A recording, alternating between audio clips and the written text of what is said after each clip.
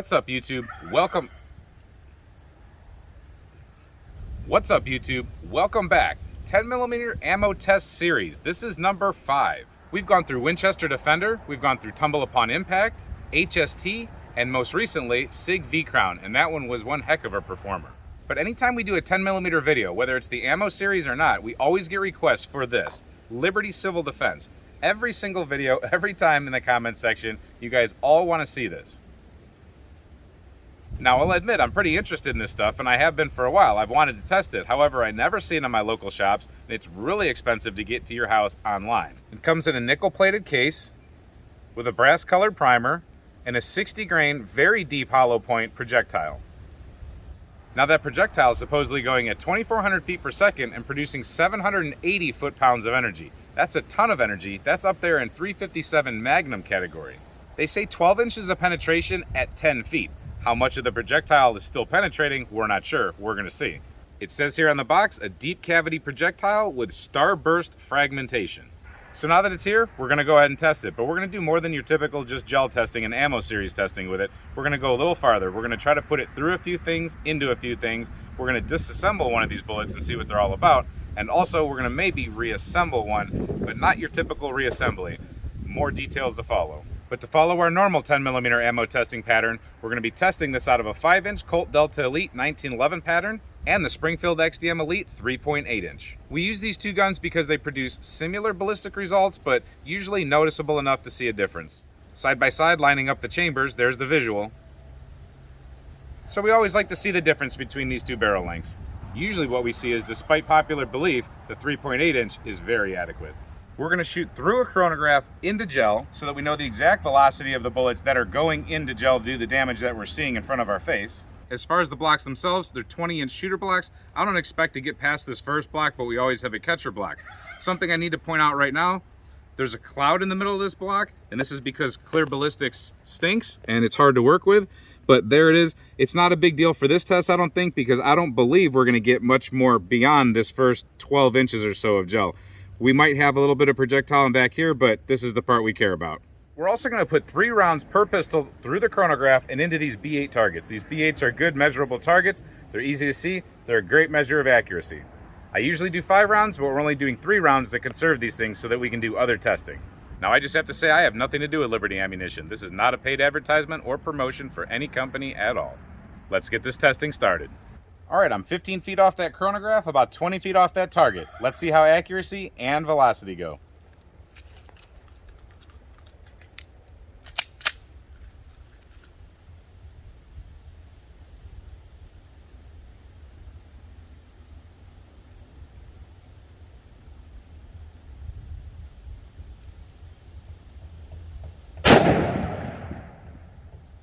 .2314.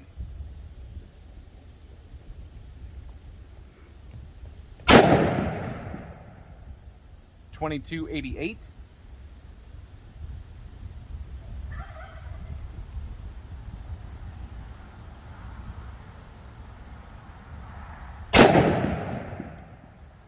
2343. Let's take a look at the target.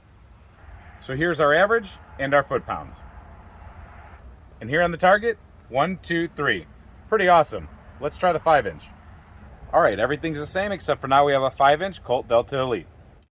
Everything's the same except for you just witnessed it go from cold and dark to sunny and warm in the matter of 20 seconds. Because Ohio really sucks.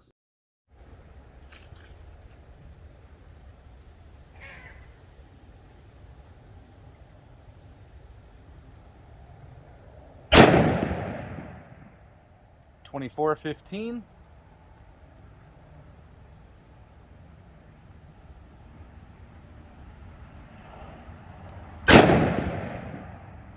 2457.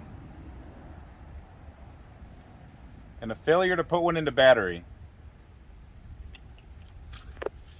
So that on the Colt Delta Elite, that does not jam up on anything. This gun is very reliable, and the magazine is seated all the way, and that bullet failed to go into battery.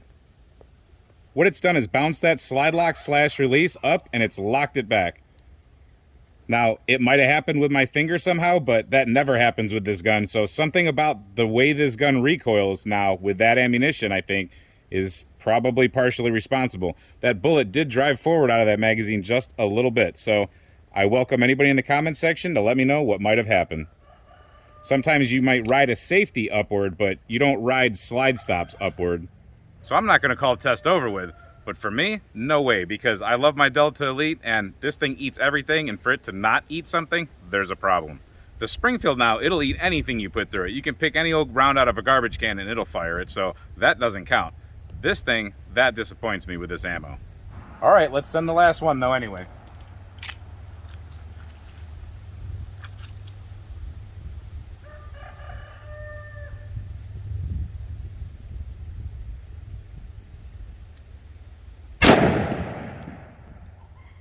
.24-13.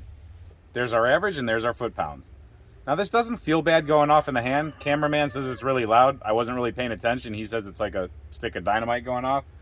The groups, interesting. I did pretty much the same thing. I almost did I kind of did a mirror image of what happened over here. It was boom, boom, boom, and then it was boom, boom, boom. I don't know how that happened so perfectly, but I'd say that's actually pretty cool. Good grouping ammo, but not functioning in the 5-inch Delta Elite at least. Sorry, Delta owners. But first, let's take a moment to not do something that's sponsored. See, I'm not sponsored by this company, so I'll say whatever I want.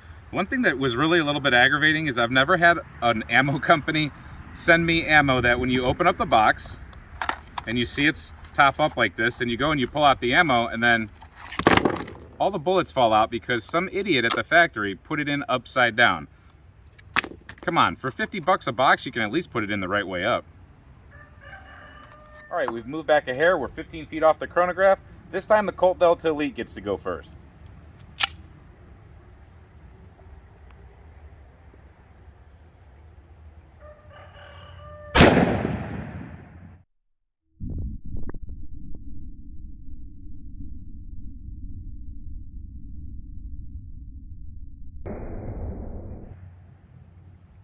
.24-65. 24-65. We come up here to the block that got rocked. Let me straighten that out for you. There is our entrance, and as you can see, it definitely exploded upon impact. And then here we go for our wound channel. Exact what they said, starburst. It was a little bit, I'd say more than 2 inches if that's what they were referring to, but very big starburst effect. That starburst effect goes down to about 3 inches. So for the first 3 inches, it does a major dramatic impact, and then it passes along through this, what's left of the bullet, which I'm assuming is the base, got right into that cloudy area, of course. Had to be right in the center of it, but that made it to 11.5 inches. Look from the top down, you're not going to see much of a difference. This huge explosion, and that's what they're saying that this is supposed to do, is create a bunch of shock and trauma, but still penetrate to create some kind of bleeding effect. So we will get that core ripped out of there. But first, let's take a shot with a 3.8 inch and let's see what happens. All right, 3.8 inch.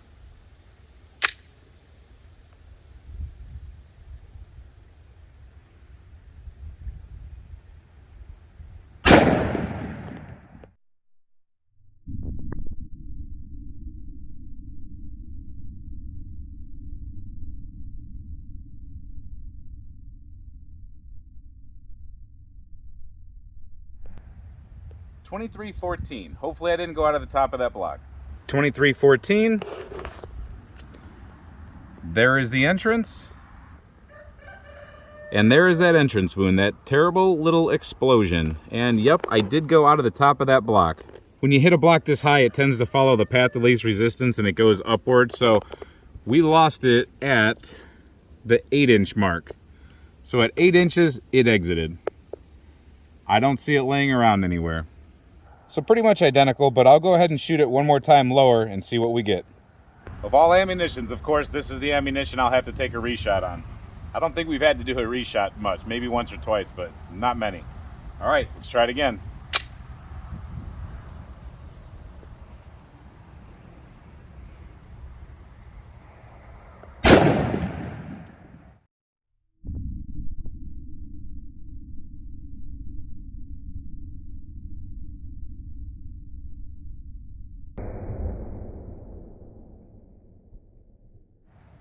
We got an error on the chronograph, but that's okay because we got the last reading.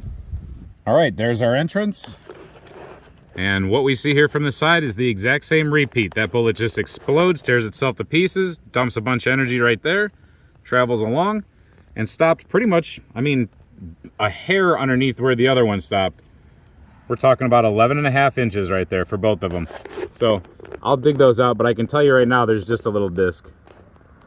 I'm sure you can see it. That little red spot is from a Hornady something before, from a previous test I didn't get out of the gel. But yeah, crazy explosive pattern. I wouldn't want to get hit with it, of course, just like any other bullet, but I don't know. We got, I mean, at the very max, we have 3.5 inches of that big explosion. There is still a wound channel, and there's still a puncture. What will this do as far as dumping any more energy after all this happened? I'm not sure.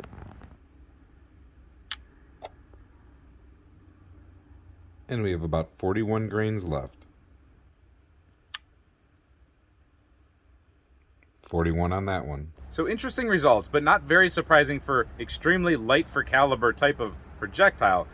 Now that you saw that thing just explode and dump its energy, it dumped supposedly a pretty good amount of energy. I mean, math doesn't lie. However, what would it do to anybody that gets shot in a less than ideal area? Of course, center of mass impact is one thing, but if you're doing any kind of getting hit through the arm or shoulders or thicker clothing or anything, which we have clothing tests coming up, of course, that'll be the next test you see with this.